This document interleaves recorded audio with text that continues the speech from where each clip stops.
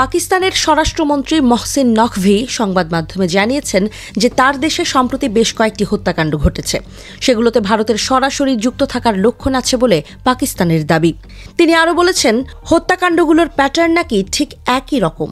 এসব ঘটনা দক্ষিণ এশিয়ার এই দুই প্রতিদ্বন্দ্বীর মধ্যে দীর্ঘস্থায়ী ছায়াযুদ্ধের তীব্রতা বৃদ্ধির উদাহরণ বলে জানিয়েছেন পাকিস্তানি কর্মকর্তারা। ভারত ও পাকিস্তান দীর্ঘদিন ধরে একে অপরের দেশে বিশৃঙ্খলার সৃষ্টিতে সন্ত্রাসী গোষ্ঠীগুলোকে ব্যবহার করেছে বলে ওয়াশিংটন পোস্টের একটি প্রতিবেদনে বলা হয়েছে। পাকিস্তানি ও পশ্চিমা কর্মকর্তাদের দাবি, ভারতের গোয়েন্দা সংস্থার রিসার্চ অ্যান্ড অ্যানালাইসিস উইং 2021 সাল থেকে পাকিস্তানে অন্তত 8 মানুষকে হত্যার জন্য একটি পদ্ধতিগত হত্যাকাণ্ডের কর্মসূচি চালু করেছে। গত বছর থেকে পশ্চিমা সরকারগুলোর সাথে ভারতের সম্পর্ক নড়বড়ে হয়েছে বলে প্রতিবেদনে প্রকাশ করেছে।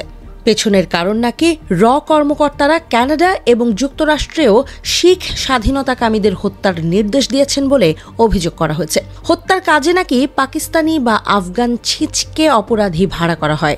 কখনোই ভারতীয় নাগরিক নাকি এসব কাজে সরাসরি জড়ায় না।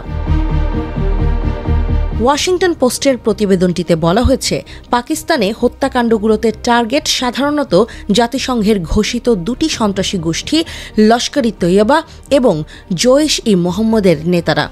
কয়েক বছর আগে ভারতীয় সৈন্য বা ভারতীয় নাগরিকদের ওপর হামলার জন্য তাদেরকে ভারত অভিযুক্ত করেছে। কানাডা এবং মার্কিন যুক্তরাষ্ট্রে যে শিখ স্বাধীনতাকামীদের টার্গেট করা হয়েছিল, সেই হরদীপ সিং নিজ্জার এবং গুরপতওয়ান্ত পান্নুনকে ভারতে সন্ত্রাসী হিসেবে দেখে। পাকিস্তান এসব হত্যাকাণ্ড নিয়ে পারলে চুপ থাকে, কারণ এসব তাদের নিরাপত্তা সেবার কাউন্টার ইন্টেলিজেন্স ক্ষমতার দুর্বলতা প্রকাশ করে। তাছাড়া পাকিস্তানের দাবি, তারা সন্ত্রাসীদের আশ্রয় দেয় না। কিন্তু ভারত যেহেতু সুপার পাওয়ার হয়ে উঠছে, তাই কিছু পাকিস্তানি কর্মকর্তার যুক্তি হল, ভারতের বিচার বহির্ভূত হত্যাকাণ্ডগুলো ফাঁস করে দেওয়া উচিত। এমন সব অভিযোগ আর আলোচনার ব্যাপারে ভারতের পররাষ্ট্র মন্ত্রণালয় নাকি কথা বলতে আগ্রহী নয় বলে দাবি ওয়াশিংটন পোস্টের।